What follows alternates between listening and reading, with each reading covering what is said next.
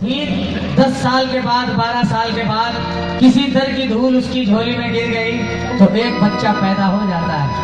और वही बेटा जब बड़ा होता है, बुढ़ापे में माँ बूढ़ी हो जाती है और जब माँ को परेशान करता है तो उस माँ के दिल से पूछो उसके दिल पे क्या गुजरती होगी। बोलिए जन्म देने वाली मैया की।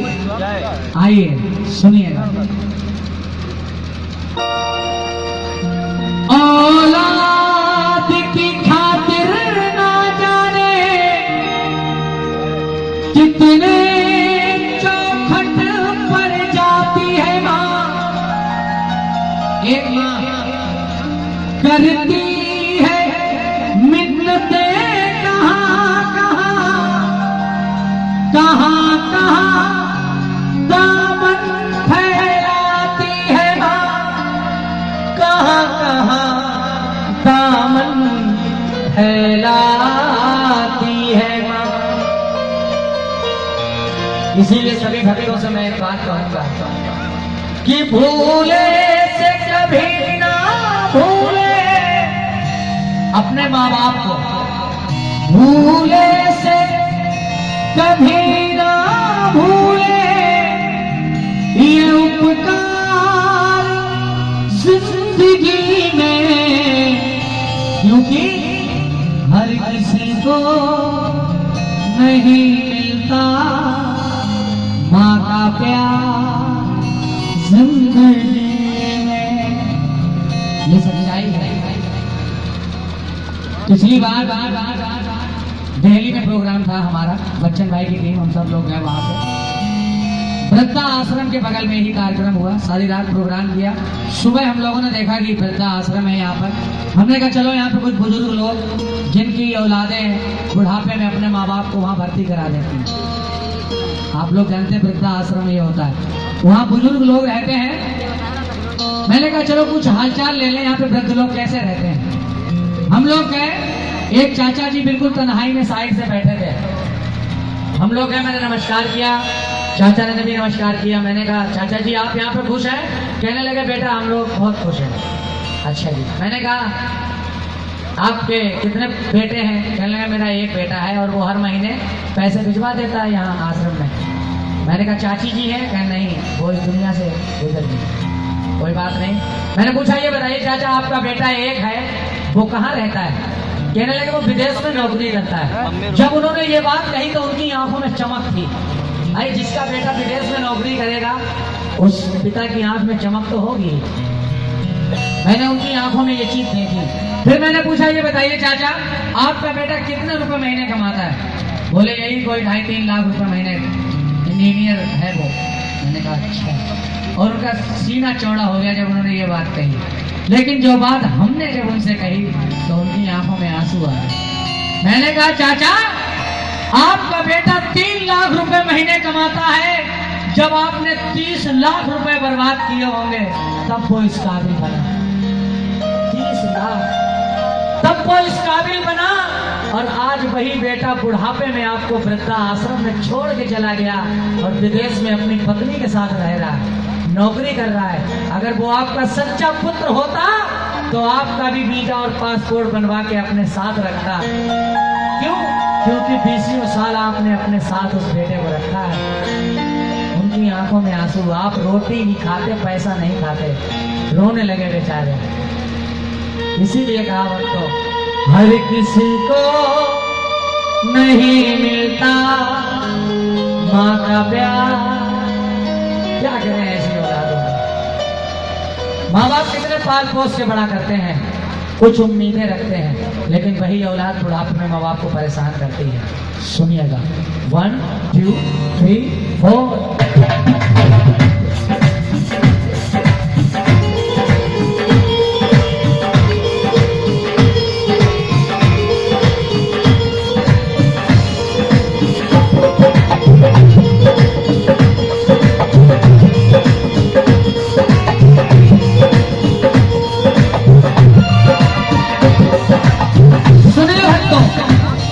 नसीब है जिनको मिले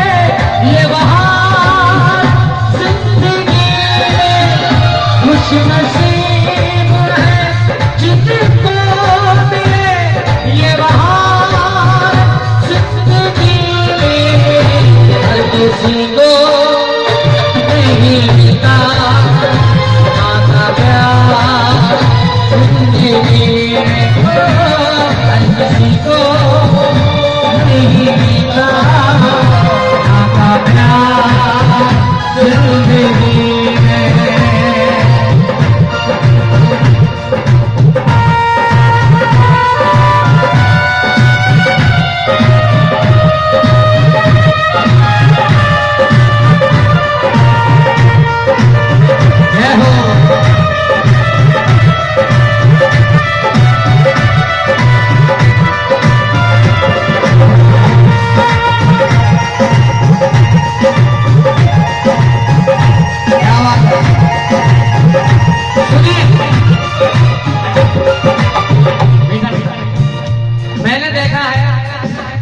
कुछ ऐसे भी लड़के होते हैं जो अपने पिता के ऊपर हाथ तक उठा देते हैं, माँ को गालियां तक देते हैं। बहुत से ऐसे निकम्मे मैंने देखे। उन बच्चों के लिए क्या कहें? 9 महीने तक कोख में रखनी जरूर है, बेटा चाहे कैसा भी हो, माँ तड़पती जरूर है। और दुनिया की हर माँ यही कहती है कि उसका बेटा कोहिनूर है, लेकिन अगर निकल जाए निकम्मा तो इसमें माता पिता का क्या कसूर है? ये सच्चाई है। दूध के कर्ज का वो फर्ज भुला देते हैं लोग, दूध के कर्ज का वो फर्ज भुला देते हैं लोग।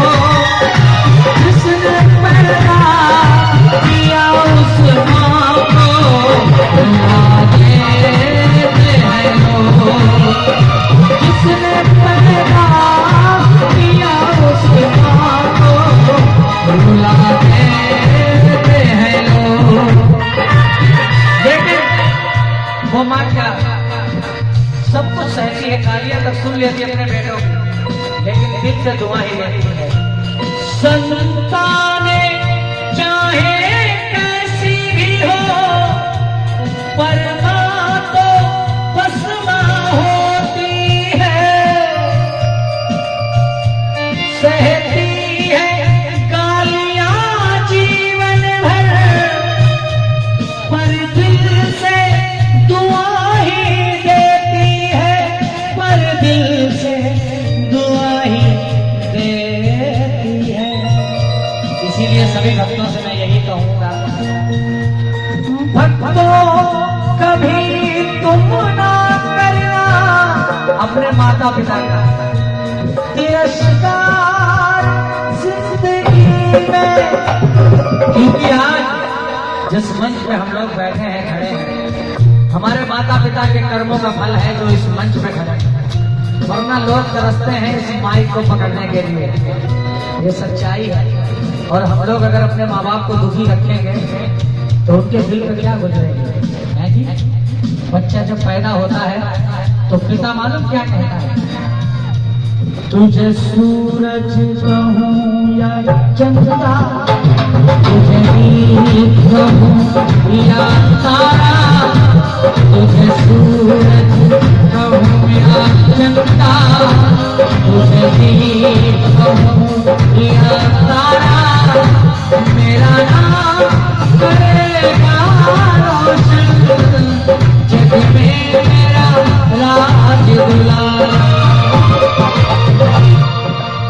सच्चे दरबार ये सोचता है पिता, लेकिन वही बेटा जब बड़ा होकर माँ बाप को परेशान करता है, खून के आंसू रुलाता है, तो पिता मालूम क्या कहता है?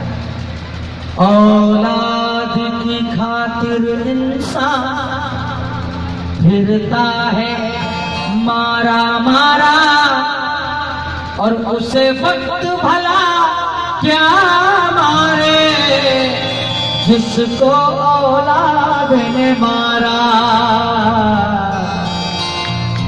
भुला के फर्ज सीने के सारे फर्ज मुकर जाएं, और ऐसी औलाद से अच्छा तो बिना औलाद के ही मर जाएं, बिना औलाद के ही मर जाएं।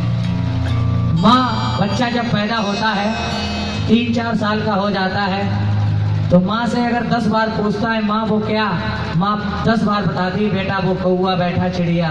और वही माँ जब बूढ़ी हो जाती है कान से सुनाई नहीं देता है। बेटे से एक बार पूछती है, अगर वो माँ नहीं सुन पाती दोबारा पूछती है तो बेटा माँ से क्या कहता है मालूम? क्या बहरी हो, सुनाई नहीं देता? वही लड़का जो 20 बार पूछता है तो माँ 20 बार बताती थी, उस माँ से ये कहता है। माँ बूढ़ी हो जाती है, आंखों से दिखाई नहीं देता है, बेटे से कहती है बेटा मेरा एक चश्मा बनवा दो।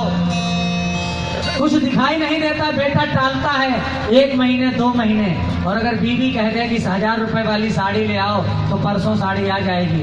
माँ के लिए चश्मा महीनों में बन रहा है, तो माँ कहती है चश्मा बेटा मैं किस लिए बनवा रही हूँ?